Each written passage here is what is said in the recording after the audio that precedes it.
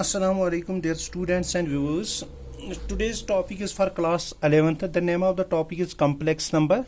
So we will discuss here complex number. What is a complex number? First of all we will give the definition of a complex number. तो आज तक हमने पढ़े थे real numbers, real number system. तो आज हमें एक नया सिस्टम पढ़ना है, that is known as the complex number, complex system. So complex number किस नंबर को कहते हैं? कोई भी नंबर अगर इस फॉर्म में हो, एक्स प्लस आयोटा वाई की फॉर्म में, तो इसको कम्प्लेक्स नंबर कहते हैं. इसको complex, where X and Y are, these are the real numbers, and iota, as we have defined earlier in previous lecture, that iota is nothing but it is the square root of -1. तो इसको complex number कहते हैं. तो कोई भी number अगर इस form में है, एक्स प्लस आयोटा वाई की फॉर्म में, तो उसको सिंपली कम्प्लेक्स नंबर कहते हैं. तो सेट ऑफ कम्प्लेक्स नंबर्स को डिनोट करते हैं सी से. तो सी में अब कौन से एलिमेंट्स है? तो सी में आता है एक्स प्लस आयोटा वाई, ये सारे complex numbers, where X comma Y belongs to real numbers, तो ये रियल नंबर के हैं.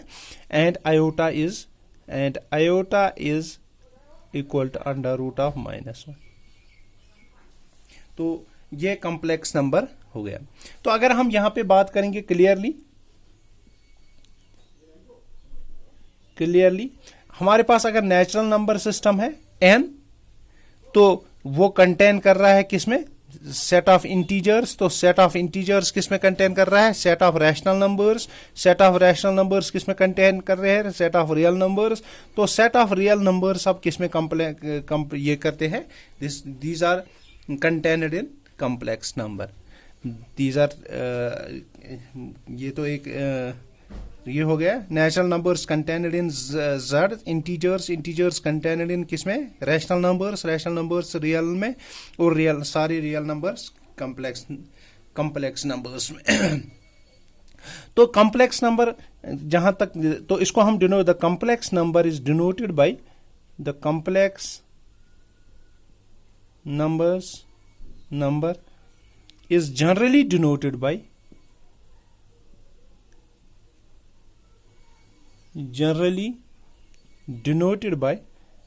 किससे?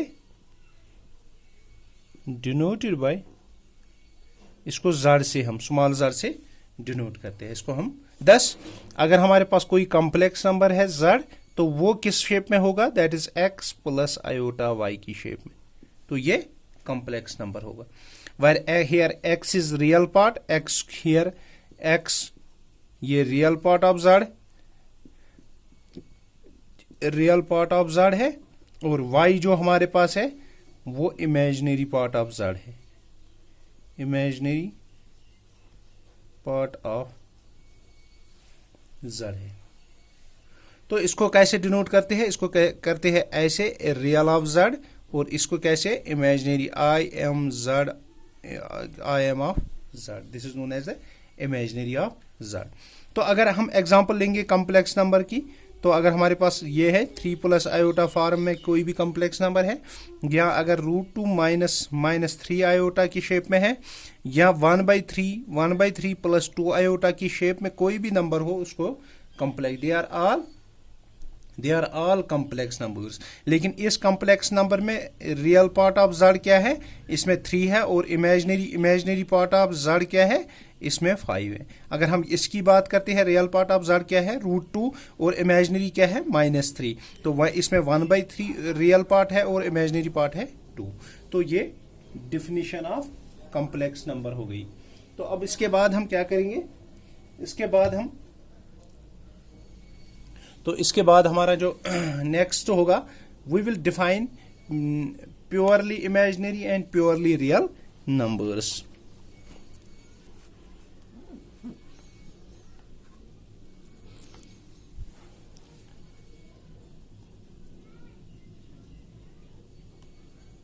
Purely real number. तो प्योरली रियल नंबर किसको कहते हैं? प्योरली रियल कहते हैं अगर हमारे पास कोई कम्प्लेक्स नंबर है, z is equal to X plus iota Y, अगर कोई कम्प्लेक्स नंबर है, तो अगर हमारे पास x नॉन जीरो हो, लेकिन y जो हमारे पास अगर ये 0 है, x non-zero, then the complex number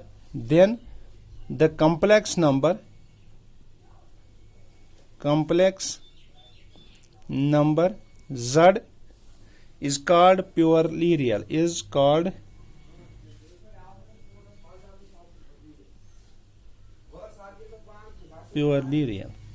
तो इसको प्योरली रियल नंबर कहते हैं।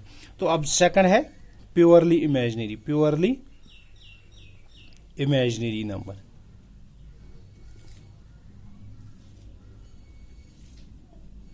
तो प्योरली इमेजिनरी में क्या है, अगर हमारे पास अब यही कॉम्प्लेक्स नंबर है, अगर उसमें x जीरो है, और y नॉन जीरो है, तो उस नंबर द कॉम्प्लेक्स नंबर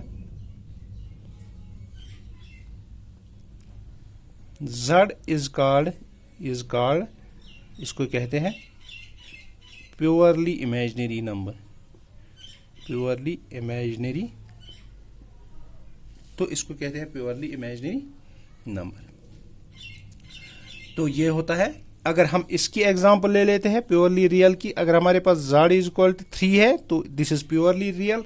अगर हमारे पास z is equal to 3 iota है तो इसको ये प्योरली इमेजिनरी नंबर है। तो हम यहाँ पे अगर हम कहेंगे जो कॉम्प्लेक्स नंबर है वो कंटेन कर रहा है पूरे रियल एंड इमेजिनरी नंबर्स, तो ये कहना सही होगा। तो यहां पे एक प्रॉपर्टी हम डिस्कस करेंगे, प्रॉपर्टी। तो प्रॉपर्टी में क्या है, कि अगर a real number can never be equal to an imaginary number,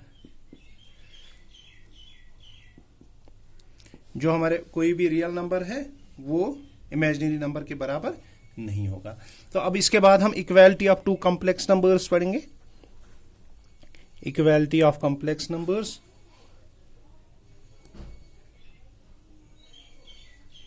equality of two complex numbers.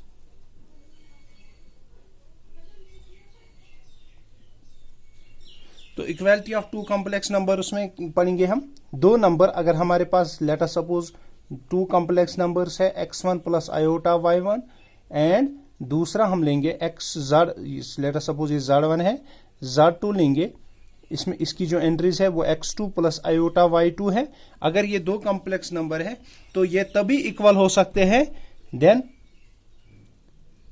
z1 is equal to z2 if जो इसका रियल पार्ट है उसके रियल पार्ट के बराबर होगा, x1 is equal to x2 and y1 is equal to y2। तो यहां पे हम if and only if condition भी लगा सकते हैं, इफ एंड ओनली इफ तभी जब इसका रियल पार्ट और इसका रियल पार्ट बराबर होगा और इसका imaginary part and imaginary part बराबर होगा। तो इसको हम कहते हैं हम equality of two numbers are said to be equal. तो आज के लिए इतना ही, अल्लाह हाफिज।